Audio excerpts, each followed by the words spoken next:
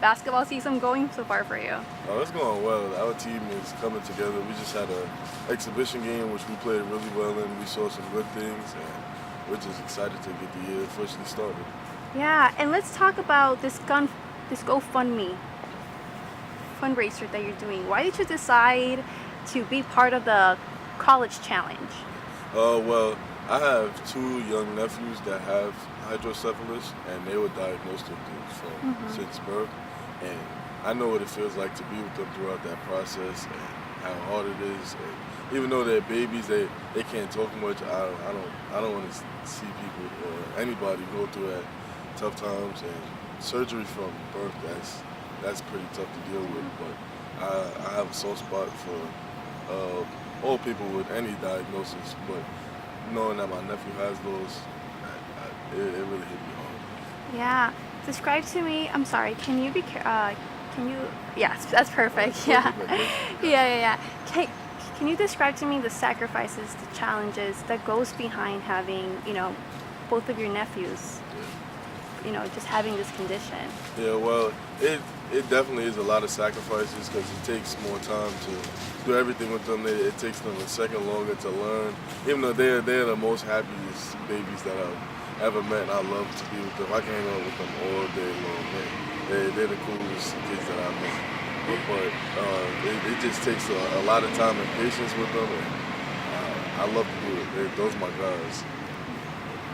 What does being an uncle mean to you? It means everything. At first I was like, I don't know how this is gonna be, but once they got here, I was like, I look at them more as little brothers, and like I just have their back no matter what. Those my little dudes. Yeah, they're young, but they are surely fighters. Going through so many surgeries and treatment at such a young age. How would you describe your nephews to somebody who doesn't know them but knows their story? I would say they are fearless and just fighters. Since birth, they've been fighting pretty much literally for their life. And just for them to keep going the way they're going and to be as advanced as they are with their diagnosis and their conditions, it's just amazing to watch them grow as they get older and older. Yeah. I'm sorry, I'm getting some feedback, I think. Can you try to kind of put it like this on your pocket? Yeah. That's much better. Thank you.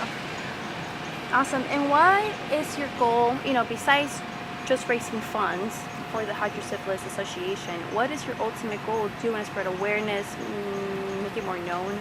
Yeah, my end goal would just be to make it more known and, like you said, raise awareness, because a lot of people don't know what hydrocephalus is and never have heard of it.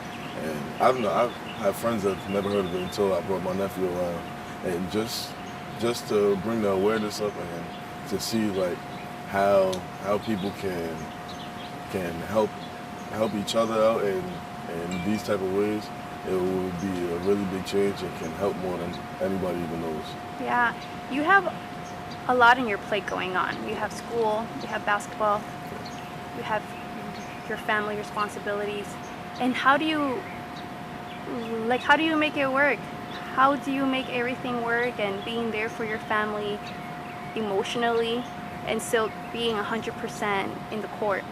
Honestly, I just try to have fun through whatever I'm doing and just try to make the best out of everything, because my mom always told me everything happens for a reason, and I truly live by that. And I know that if a bad situation comes up, that means a good situation is going to come out of it, and everything is going to happen for a reason. Just live day by day. Among the challenges that you face and your family, what keeps you grounded? Honestly, my nephews, my mom, my whole family, and just the end results and the goals that I want to get to. I know that I'm going to face some tough times, but I know that throughout all those tough times, it's going to come out a really good thing. If you can tell a message to somebody that's going through the same situation, or even just physical and health conditions, so you know that feeling, that story, what would be your words of encouragement to them? I would just say, just keep fighting and never look at it as why me, because like I was saying before, everything happens for a reason, and never look at it as why me, because everything happens for a reason. I'm going to ask you this question again, so I want to make sure Yeah. I have it good on camera and audio. So what do your nephews mean to you and to your goal and your future and all your hard work?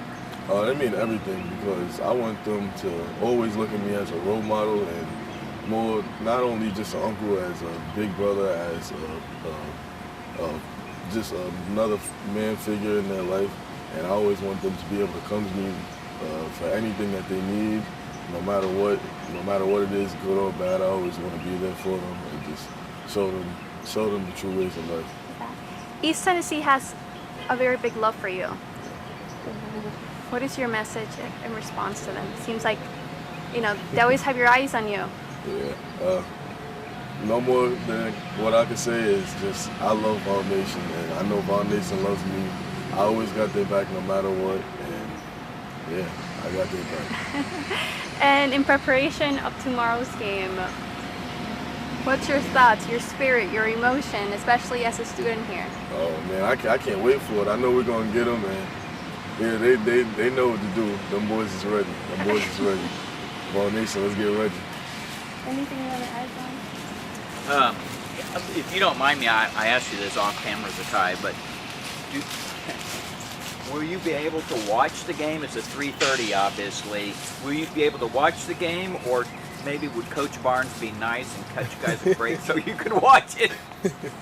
Well, if we get out of practice in time, we definitely will be watching the game all together in the locker room, or whether that's in the room. But at any chance that I get, I definitely will be watching that game, whether it's the fourth quarter alone, whether it's from start to finish. But I'll definitely try my best to be in tune with the game. Last question I had is, how are you going to react if Tennessee beats Georgia tomorrow? That's going to be amazing. Yeah, it's going to be amazing, but I'm expecting it, so I wouldn't be too excited.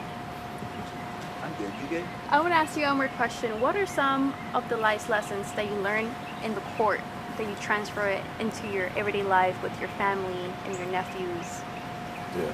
I would say don't get mad at the little things, because when I was younger, even now a little bit, and I've gotten better at it on the court, I've gotten mad or down on myself over things that wasn't that big of a deal, and then I would leave the game and be like, hey, it's over. I don't understand why I was so mad. But translating that into a life lesson is just because somebody got mad at you, don't let that ruin your day, or just because you got one bad grade on a test, don't let that ruin the whole rest of your week.